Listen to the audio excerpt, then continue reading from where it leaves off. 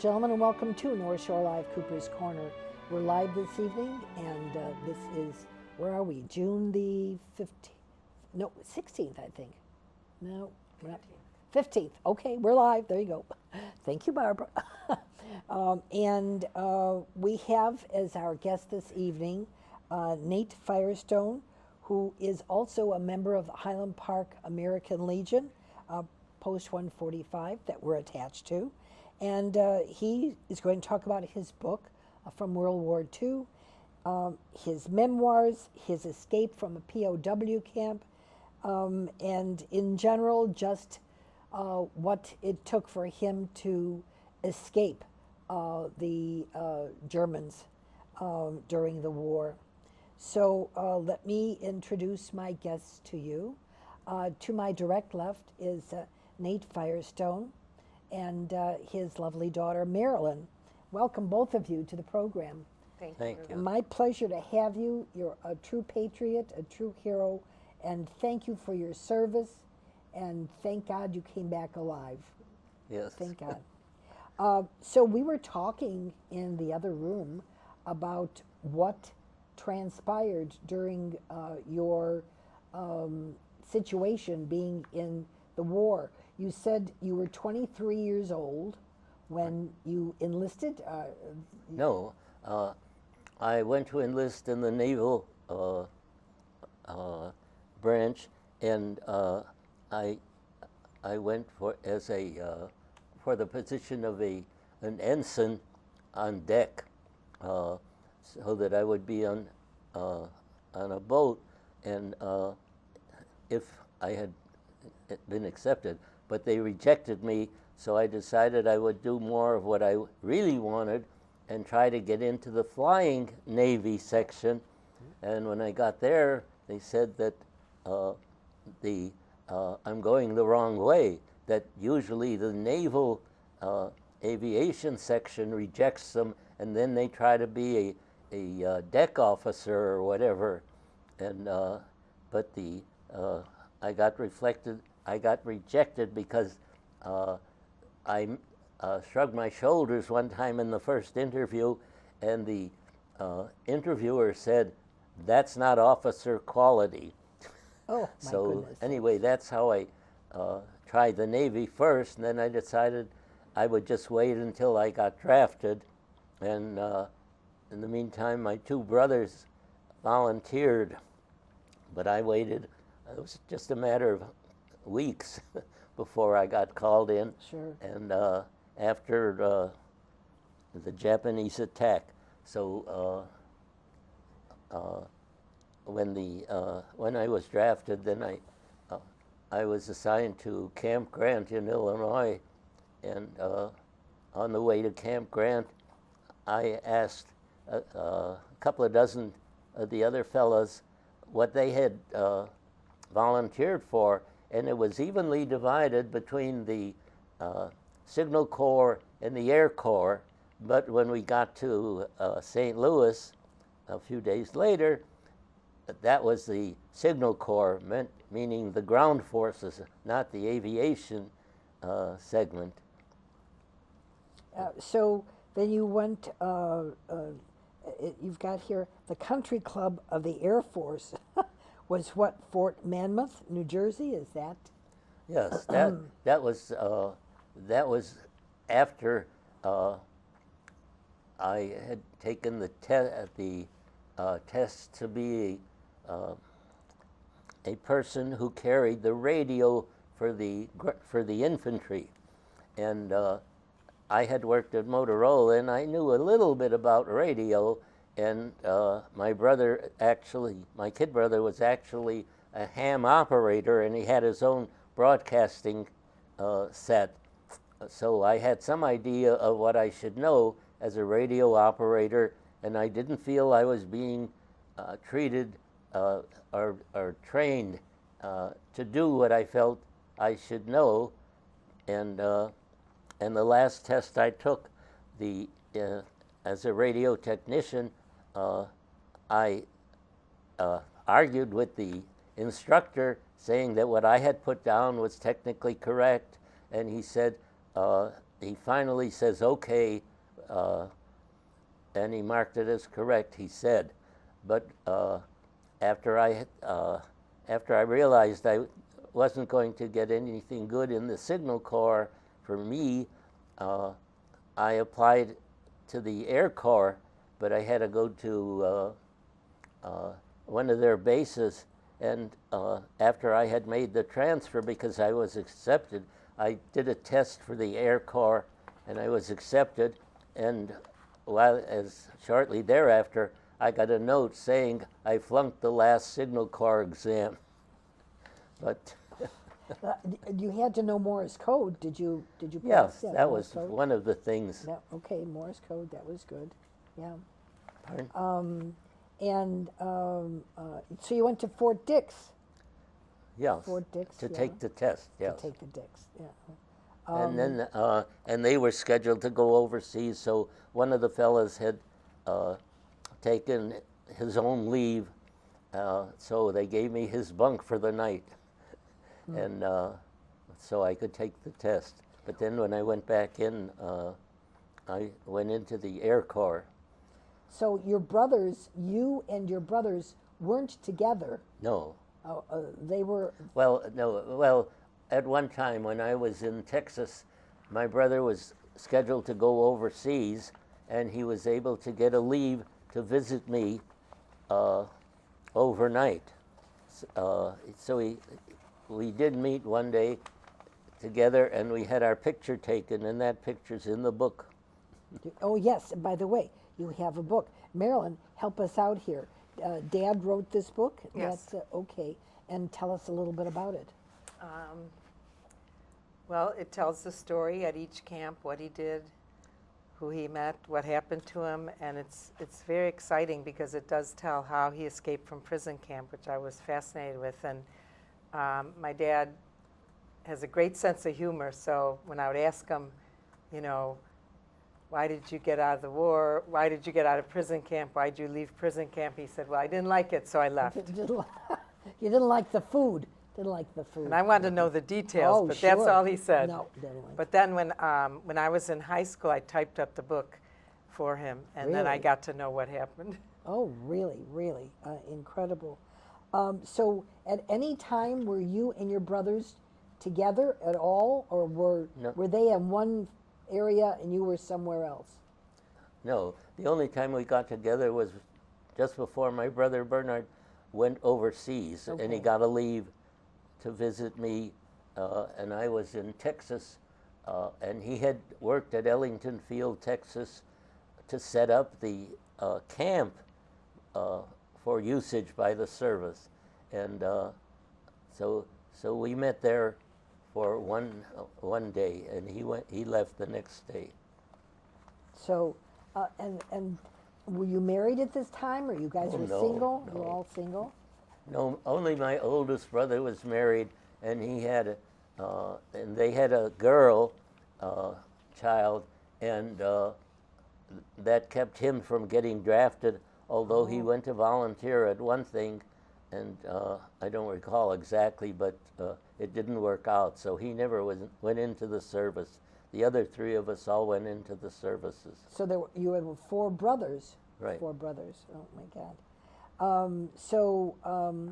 Tell me, who is Richard Bong? Who is that? Pardon? Who is Richard Bong? Richard?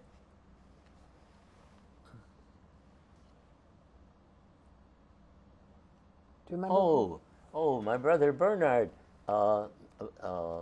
He was a company clerk, and he had not passed the CPA. He had not taken the CPA exam at that, so he was an accountant.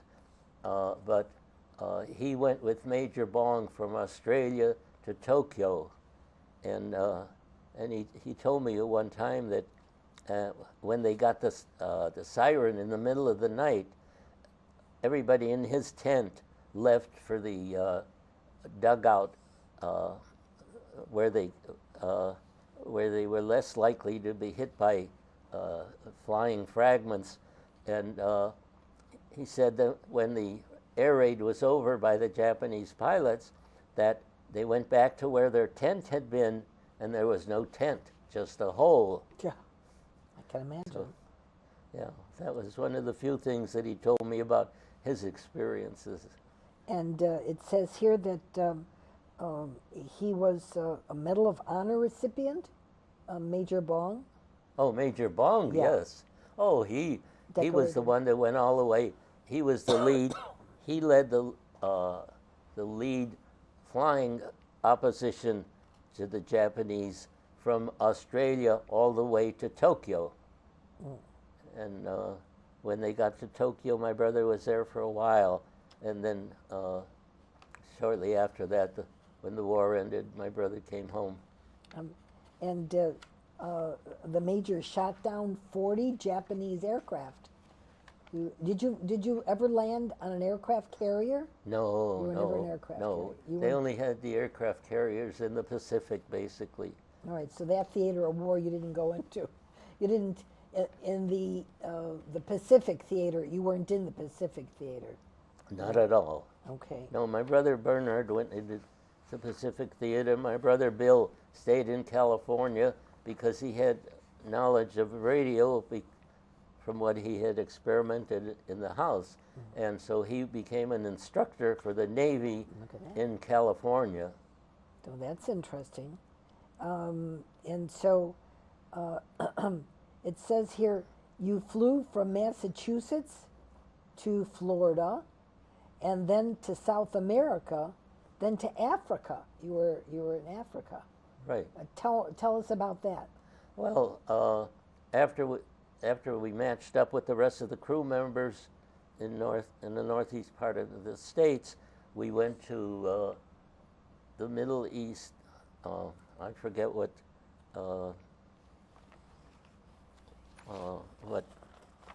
town it was, but we got a crew, and it so happened that my crew was a pilot instructor was the first pilot.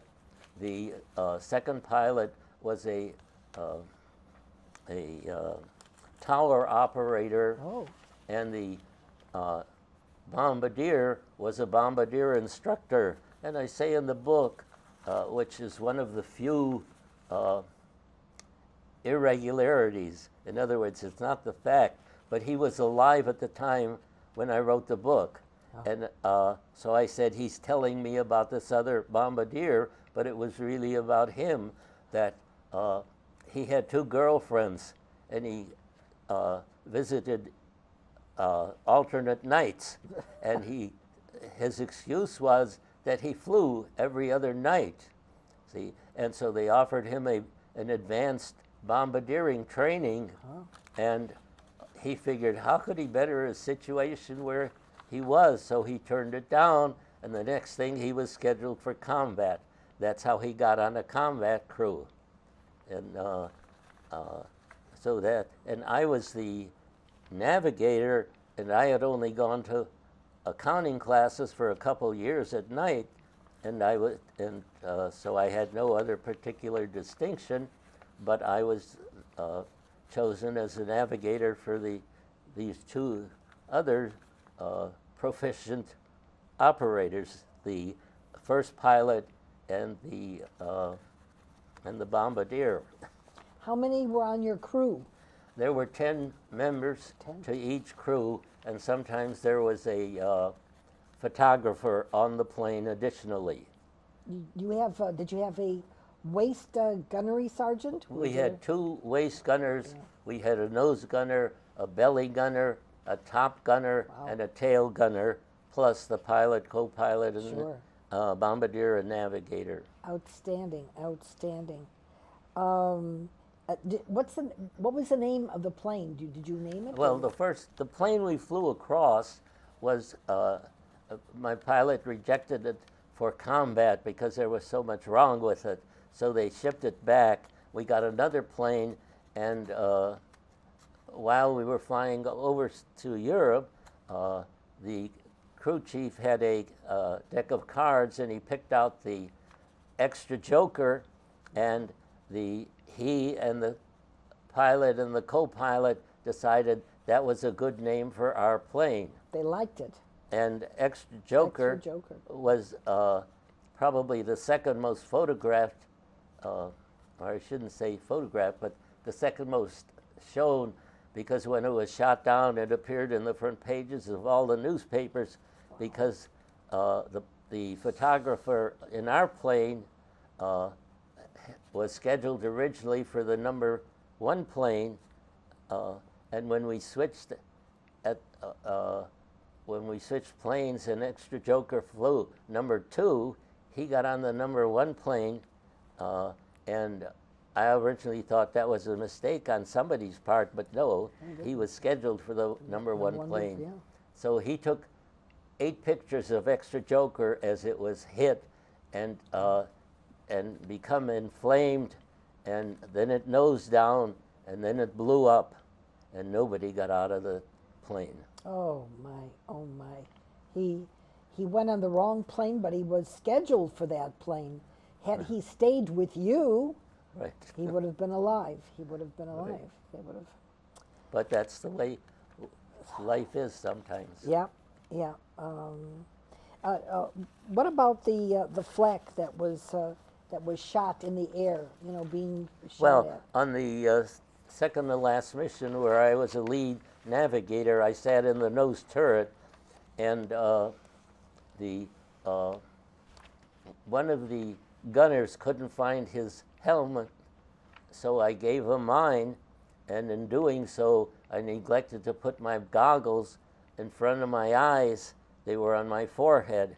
When the nose turret got hit on that second to last mission, it shattered part of the turret, and I got plexiglass all over my face, and I wound up, I was sweating and bleeding at the same time, Sure. and I couldn't see temporarily, and when I touched my face, and what I could see was blood. Yeah. I thought I was bleeding all over, but I wasn't. But there was still some flak in my eyes, and when we made an emergency landing on the island of Vis, which is east of Italy, in the Mediterranean, the doctor, who was British, put me on the operating table and looked at my eyes, and he said, "You know, I'm not very experienced at this sort of thing." Oh. See, but he did do a good job. Oh, thank However, God. it took 3 days for the Mediterranean Sea to calm down so that we could take a boat back to base. And when I got back to base after those 3 days, I told the commanding officer, I want 3 more days to rest my eyes. Sure. And he says, okay. And that was when I got scheduled for the last mission.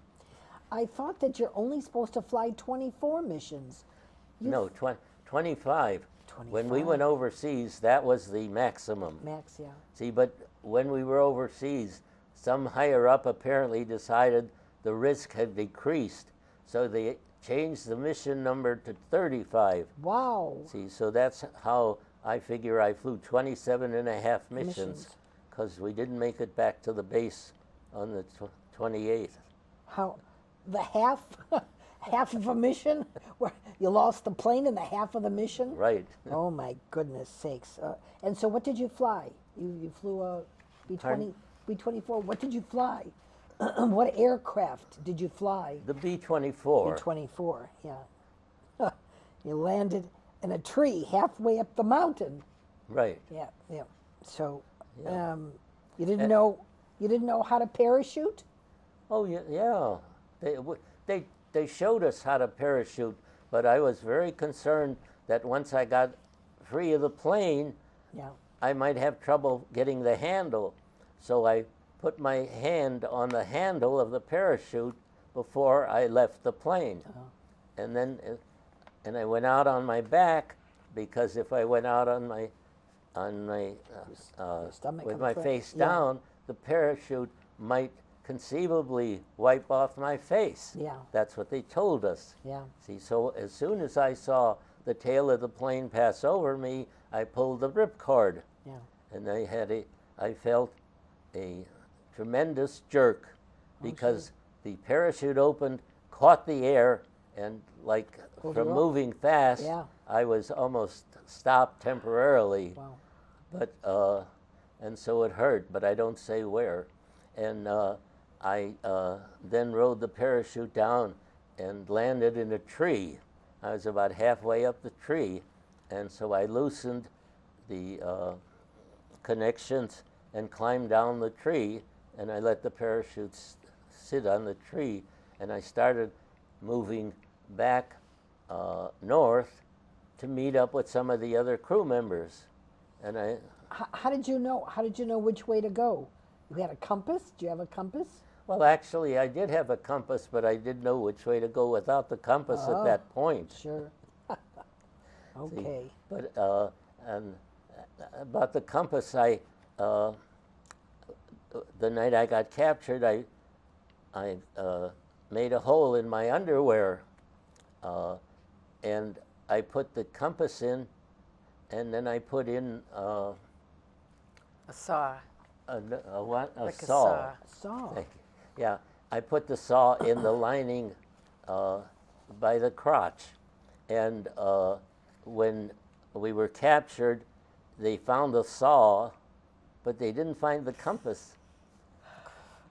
So they took a lot of glory in discovering the saw, Saw, and so I still had the compass, which I moved, and we were taken. Oh, I walked back to meet up with one of the other crew members, and he didn't want to walk back north anymore. He wanted to immediately go south, and so I wasn't going to argue with him, but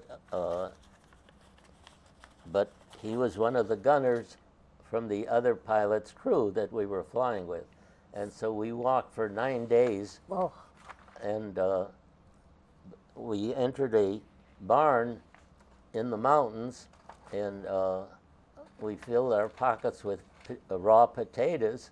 Sure. But then the farmer and his wife saw us, and they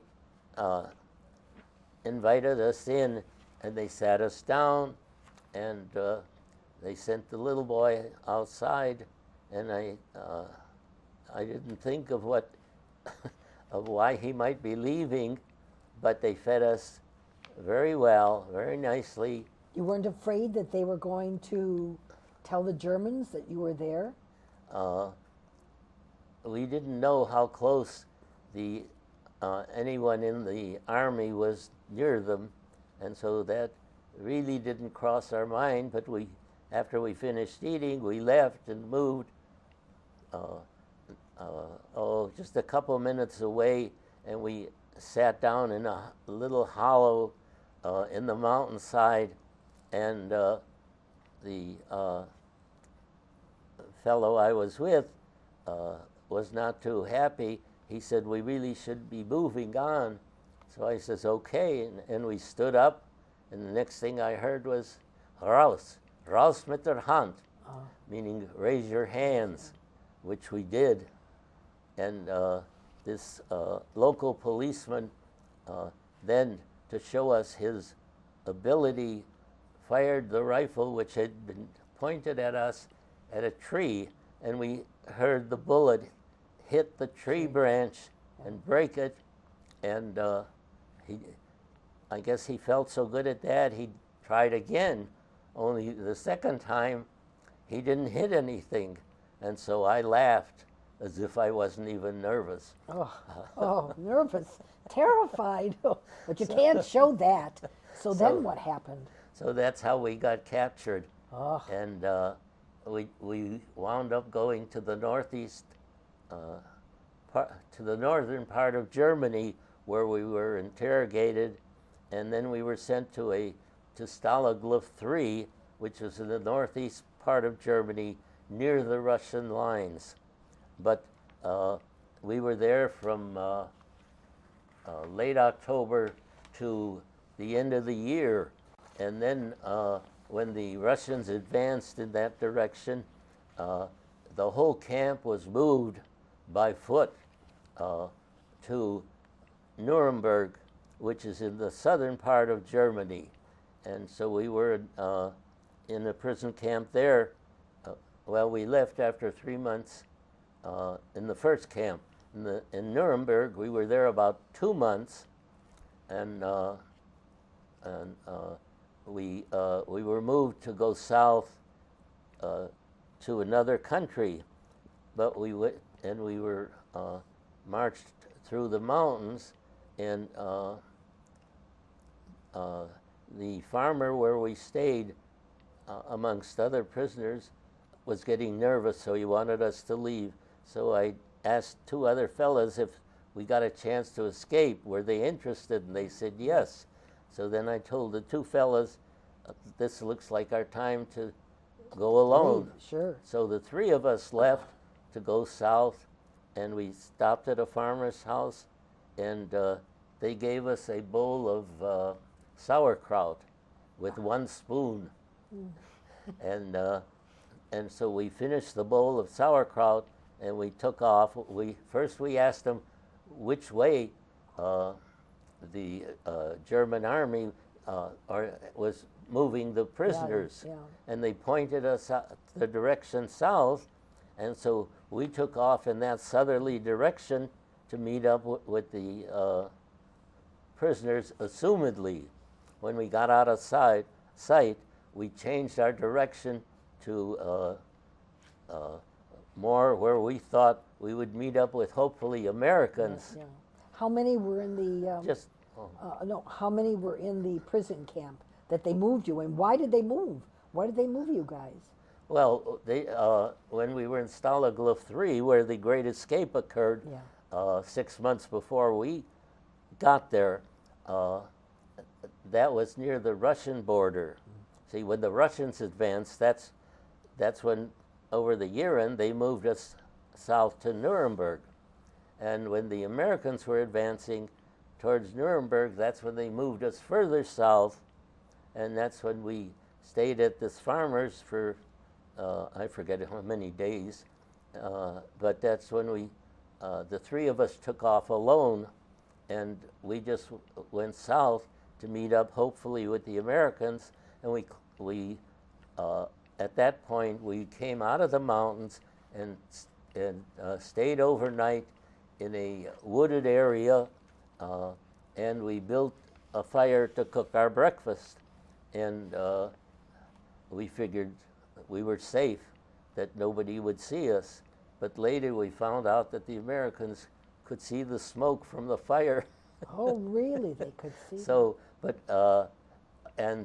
from the wooded area we were in, a Jeep came north, and we were going south, and it had approached the mountains, and there was a cannon, an 88mm cannon, It's pretty big. on the mountainside, and they let one blast firing go, aimed at the Jeep, but it didn't hit the Jeep, and we waited there because it was light yet, and we waited, and another American vehicle came up, and I'm sorry, the firing was at the second vehicle, and when the 88mm went off, we heard, one of the other fellas heard the driver or one of the other passengers say,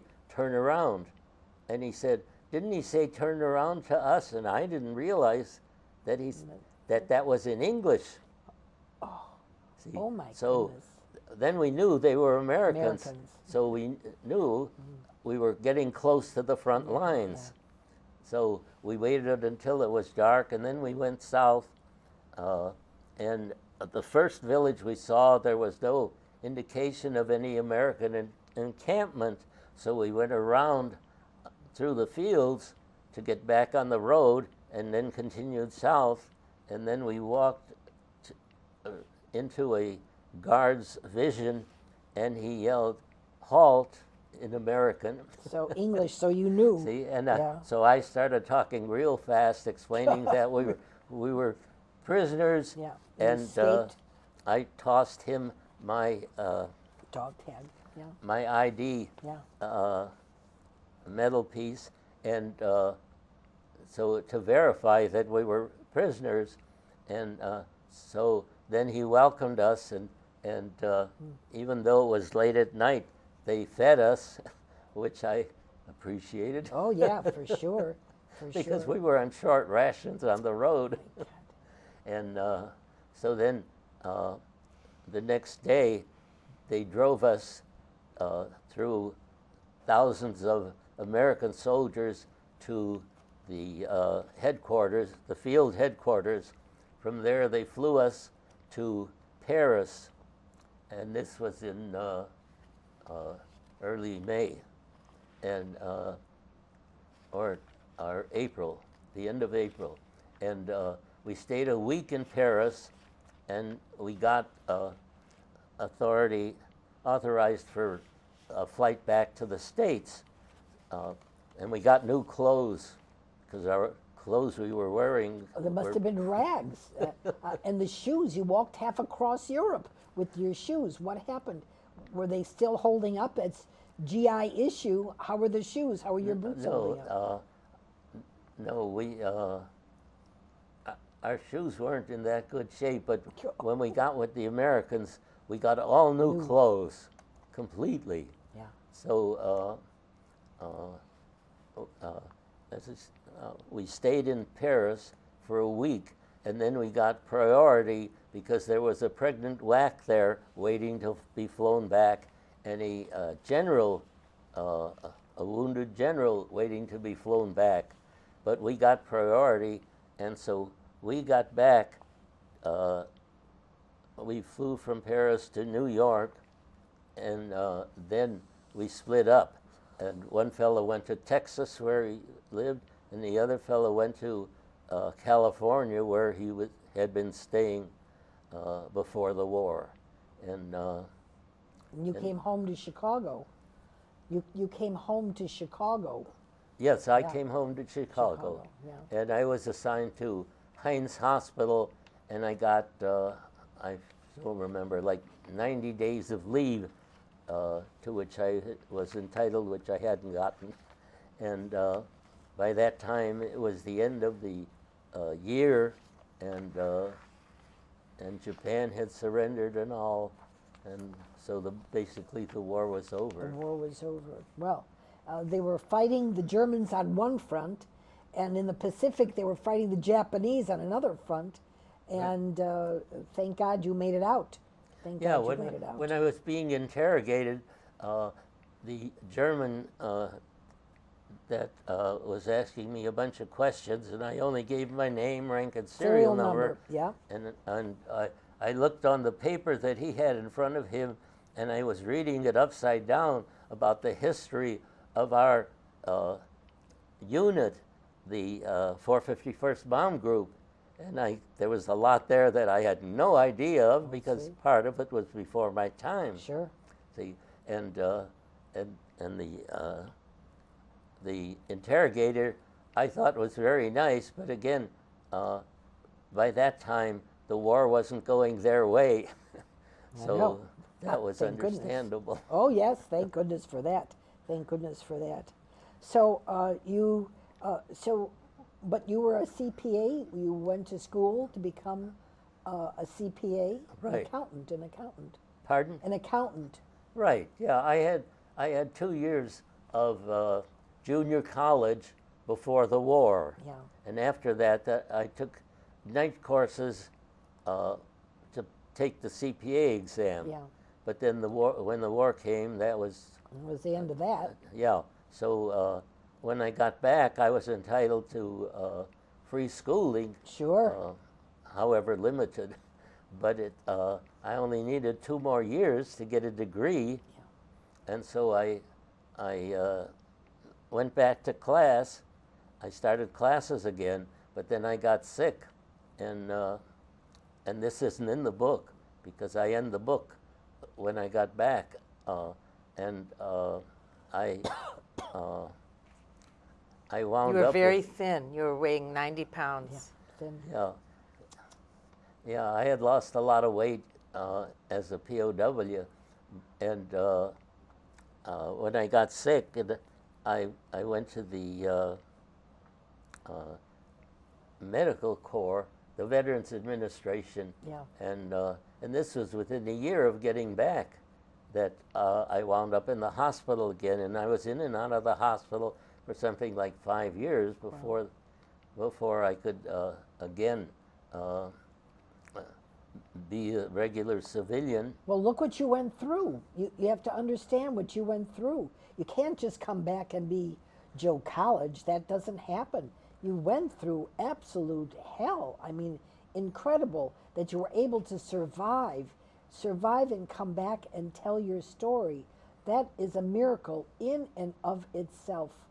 Terrific, Nate. Terrific. I mean, Well, see, I in the process once I got sick, I lost a bunch of teeth. I have 8 implants. They couldn't give me more implants because the gum wasn't there. So that and my hands and feet were frozen. So every so often, because the lack of circulation, sure. I get a tingling sensation, particularly in my hands. Yeah. And my right hand froze more than my left, but I still get it in both hands because I kept my left hand in my pocket while we were walking in the 0 and below weather. Snow, ice. Yeah, and the terrible. snow. Yeah. Terrible. And so I wound up in and out of the hospital for a while, and then I started working, and I got married, and we had 3 daughters, and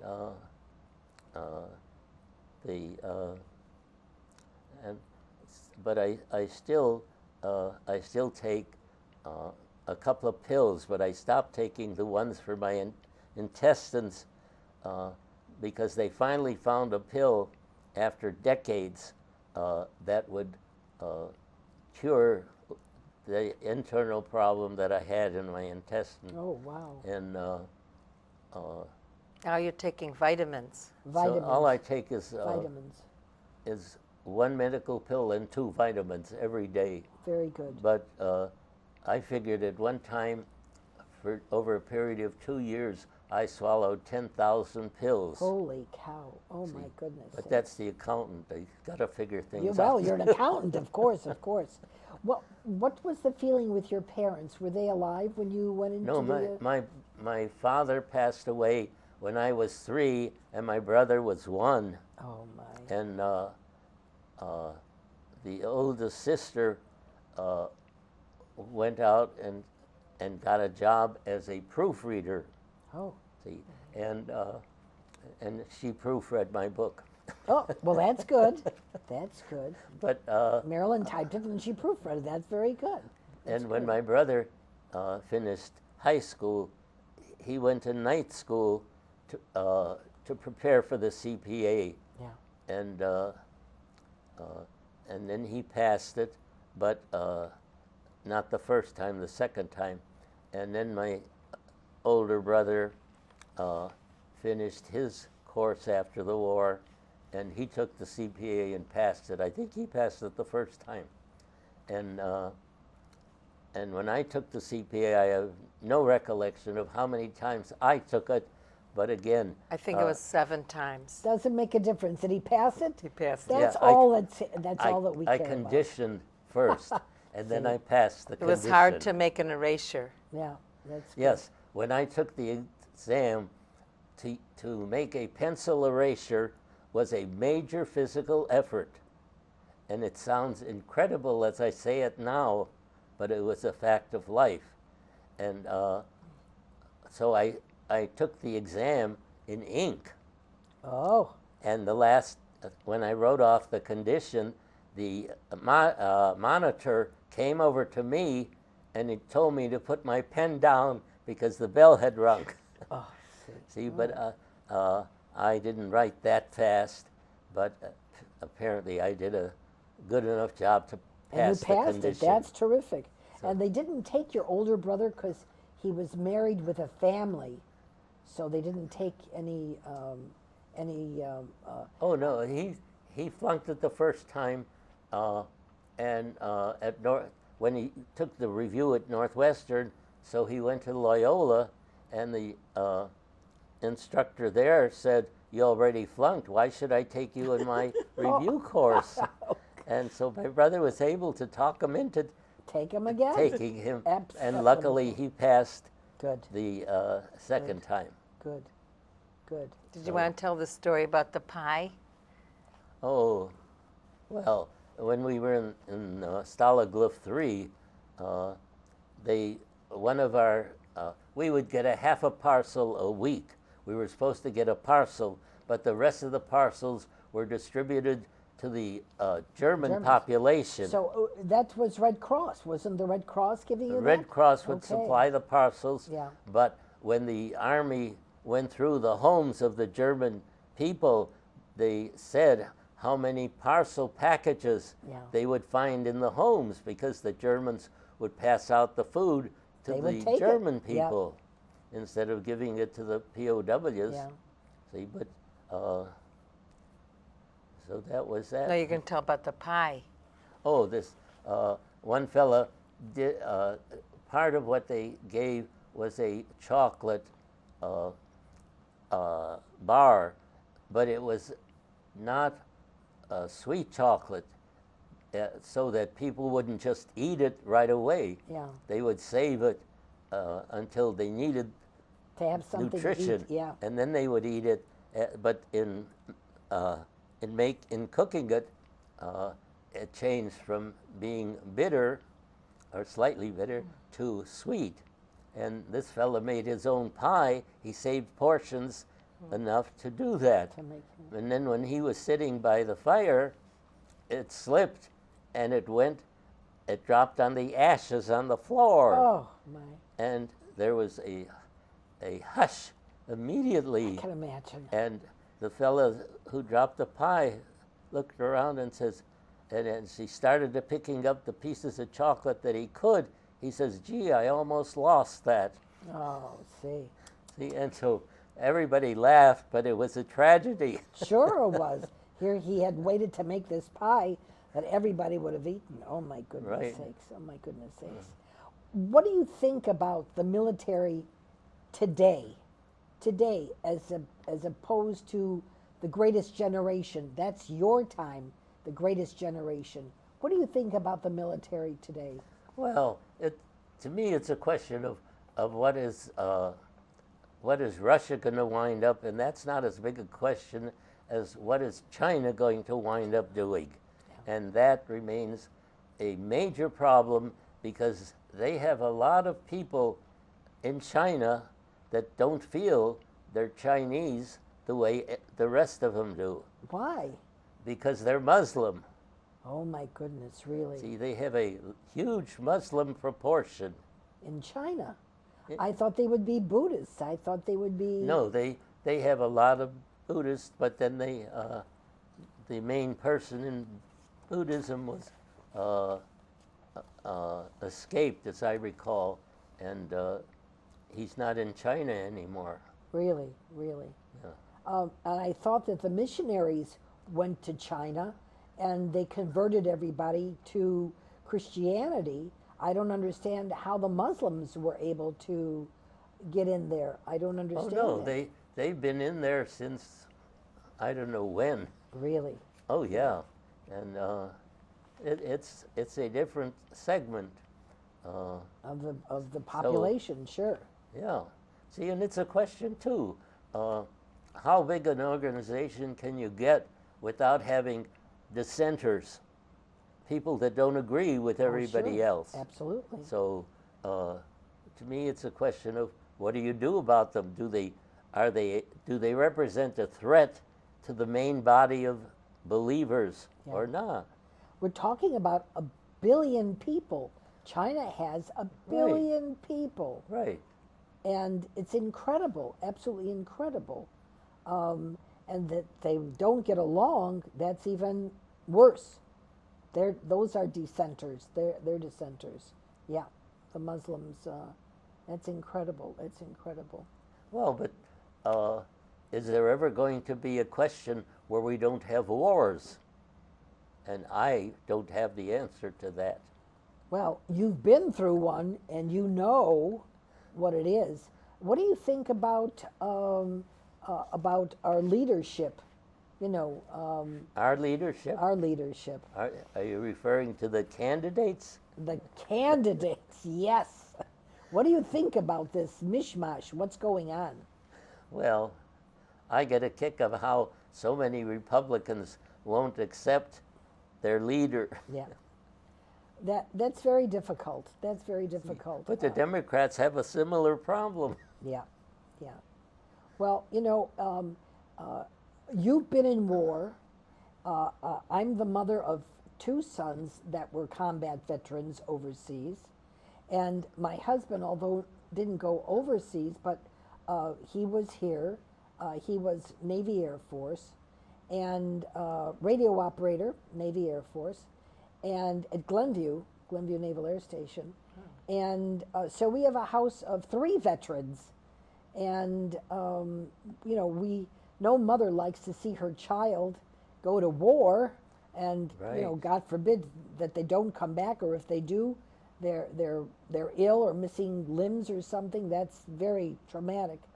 Not only for the person, the military, but for the mother that they come home to. This is their child. This is very difficult. Yeah. So, you know, it's not that we want to see war. We don't want to see war, but you can see what happened at Hiroshima and Nagasaki. And had we not done what we did, Truman said, the buck stops here. And that was the only way to stop it with Japan. So, you know, we're kind of caught in the middle. We're caught in the middle. To go into war, to call for war, or to stay back and have our population here in America be assaulted by terrorists. You know, during that timeline, I wasn't born yet, but during that timeline, there were sleepers, you know, the German sleepers. They came here early on, and they would stay 5, 10, 15 years until Germany called them back. They could speak English, then they went back to Germany. They were able to communicate in 2 languages to know what's going on. But what do you think about the situation? I don't want my sons to go to war, but they enlisted without me even knowing. So I didn't have any say on that. But is that something we should consider? Well, I don't think there's anything that we shouldn't not consider. We have to look at everything to make sure that what we're doing is the best thing possible. And everybody pretty much has their own idea as to what's the best thing. Well, it's for the protection of America. You know, America, when they raise the flag on Iwo Jima, all of this is very, I get goosebumps just thinking about it. And we went to visit the Arizona at Pearl Harbor, and that was very moving to be on that. We had to take the launch and, you know, drive up or by boat to the Arizona and stand on there, and that was very, very moving, heartbreaking, to say the least. And my sons, 3 boys at that time, were little, but look what others gave their life that we could come to Pearl Harbor to see that most outstanding monument of humanity, man's humanity, to give to America, to the world, because Yeah, when we went to see Pearl Harbor, I noticed that the Orientals stayed in one part of the boat, and everybody else stayed in another part of the boat, and we didn't mix. No. And originally I thought it was strange. Then I realized it's to be expected. Of course. Of course, of course. Because nobody knows what the other person has experienced or That's right. who they've lost or This or is what. true. This is true. Absolutely, this is true. Well, Marilyn, your father is a wonderful historian. He speaks beautifully. He's so dynamic in his verbiage. He's wonderful. What is this? You're the daughter. What does this make you feel? How do you? How can you relate to this? Or I don't know. I feel that makes me stronger because I admire my dad so much. He was really brave in the face of, really tragedy. He Such could have adversity. died. Oh my. And I think the one thing that we had talked about before was when they ask you a question, you said, Ich bin a Juden. He said, I'm Jewish, and he didn't act afraid. And so my son was in a situation, and he said that he thought of Grandpa, that he was strong, and my son was going to be strong too. So I think that's the effect it had on me. But it's such an incredible experience, and last year we all went to California and we met Lee, who was in 3 wars, and just to see the two of them connecting was very exciting. They were like hugging each other. And Sure. they were really excited to see each other. And the last time that Lee had seen my dad was at his wedding 66 years ago. So Oh my it goodness. was kind of exciting. That was very exciting. It's a whole lifetime. It's a Yes. whole lifetime. Yes. Incredible, incredible. Well, Lee was a beach bum in California Oh. when the war broke out, and he married a girl from his hometown in Illinois. But she is gone, and he has, I think, 2 sons and a daughter. And one of the daughters was there for the meeting. The other thing that I think is ironic is that my mom's parents, I heard this later, I didn't know it at the time, but said, are you sure you want to marry Nate because he's so sick? And then I just think, hey, if you could see him now, you'd be so proud. Absolutely, so proud. Because my dad ended up taking care of my mom, too. We're so proud of you. You're a wonderful patriot. You're a wonderful human being. You have such a good heart, and you knew you had to get back home. You knew you had to get back home. So nothing kept you from coming back home by whatever means it was, because even making that statement to a German soldier, to a Nazi, I mean, you were taking your life in your hands to say that, because they would think nothing of just destroying you. Well, see, I figure I read before I started the 2nd grade of high school. I figure I read about 1,000 books, and one of the things that stayed with me was that if, like, the Indians captured an American soldier or a cowboy, that if they acted in a cowardly manner, they were polished off right away. Yeah. But if they acted brave and Fearless. even a little bit arrogant, Yeah. that it was more likely they would live as a prisoner. That's incredible. So that was part of my thinking in how I acted as a prisoner. Well, it got you to where you are here today in 2016. That's incredible. That's absolutely incredible. And you should be very proud of him. I'm proud of him. And Barb's proud of him. We're all proud of you, Nate. Wonderful job. Wonderful story.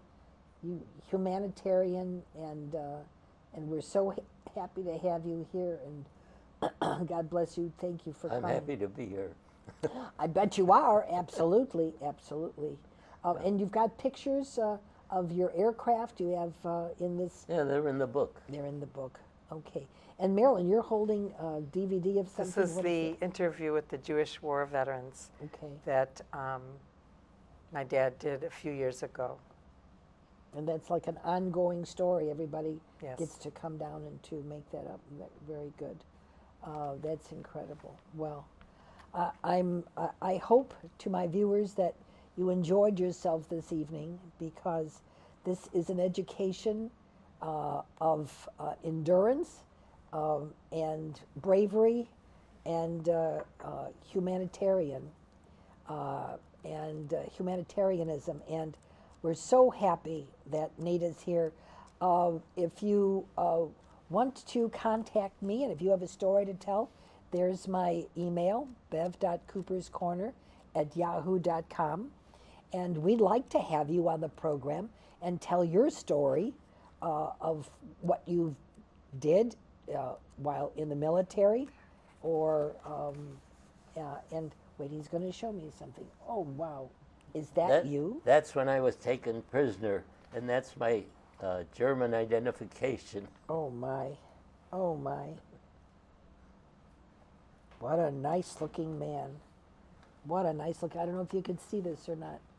Look at that. What a nice looking man. You were a boy. Look at that. Look at that. How wonderful. How handsome. How handsome. You did your family proud. You did your family proud.